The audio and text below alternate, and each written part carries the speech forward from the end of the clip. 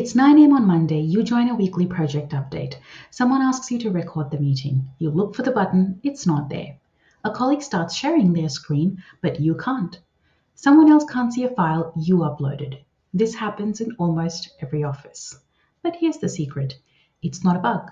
It's how Microsoft Teams manages roles, permissions, and meeting settings behind the scenes. Today, I'm going to show you everything you need to know about Microsoft Teams meeting options so you never feel confused again. Let's get into it. Teams meetings can behave differently depending on who scheduled it, where it was scheduled, calendar, chat, channel, or Outlook, and the roles assigned to participants. Knowing these settings means no more missing recording buttons, unexpected presenter restrictions, or frustrated external guests. I'll show you how to fix the common mistakes people make every day. Teams calendar. Scheduling from the Teams calendar makes you the organizer. You control lobby, presenters, and recordings. Chat, meet now, schedule. Meetings from chat inherit chat permissions. Roles may differ from expectations. External participants may wait in the lobby even if internal users don't. Channel meeting. Channel meetings are tied to the Teams SharePoint site. Team members see recordings automatically. Guests follow organizer rules. Outlook New Teams meeting. Teams enforces the same organizer presenter model even if scheduled from Outlook. Where you schedule a meeting from can directly affect who can do what. Every Teams meeting has 4 main roles. Organizer controls all settings, recordings, and transcripts. Co-organizer. Almost all organizer rights can admit people, start recordings.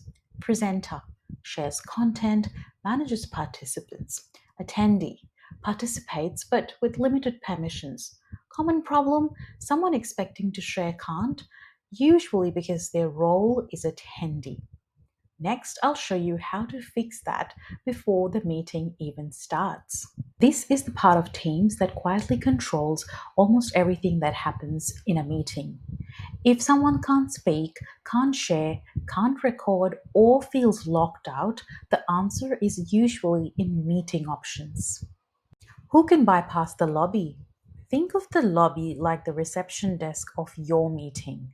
This setting decides who walks straight in and who waits to be admitted. Everyone, people in my organization, and guests, only organizers and co-organizers. This is why external guests sometimes wait, even when internal staff join instantly. Participation controls. These settings control how people participate once they're inside the meeting. This is where you decide who can turn on their microphone, who can use their camera, and who can use chat and reactions. In large or client meetings, this keeps things focused and professional. Recording. Recording is not available to everyone by default. The organizer controls whether recording is allowed and who can start or stop it. If you don't see the record button in a meeting, Teams isn't broken, it's following the rules. Transcription turns everything said in the meeting into text people can read later. If transcription is turned off here, nobody in the meeting can enable it, even presenters. Let's recap. Lobby controls entry, presenters control sharing, participation controls speaking and interaction, recording and transcription control what gets saved. Once you understand these options, most Teams meeting problems disappear. Next, I'll show you what this looks like in real time and how to fix issues in seconds. Let's join a meeting with 2 accounts, one as presenter, one as external attendee. Notice once the meeting begins the option to admit the attendee from lobby. As an organizer, I have access to meeting controls that I can manage at any point during a meeting. I can also change the role of people attending the meeting while a meeting is running.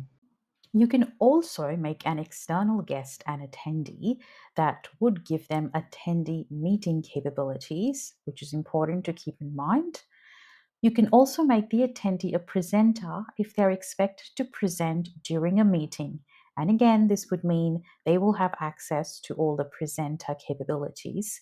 You can do this during a meeting.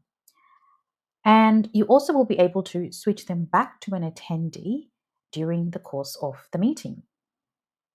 Now let's talk about what happens after the meeting ends, because this is where a lot of confusion comes from. Someone always says, "Where's the recording?" or "I can't see the transcript." Every Teams meeting keeps its recording and transcript attached to the meeting itself. When you open a past meeting, you'll see links to the recording and the transcript right there. Where the file is stored depends on how the meeting was created. If it was a private or group meeting, the recording is saved to the organizer's OneDrive inside a folder called Recordings. If it was a channel meeting, the recording is saved to the Teams SharePoint site inside the channel's recordings folder. This is why sometimes one person can see the recording and someone else can't. And external guests often need the recording shared with them because they don't automatically have access to your OneDrive or your Team's SharePoint site. And that's it for today. On this channel, I break down the everyday tech problems that slow people down at work. Things like meetings, files, and tools that never quite work the way you expect. If you learned something useful today, subscribing will help you find more videos like this. The goal of this channel is simple: to make modern work tools easier to understand and use.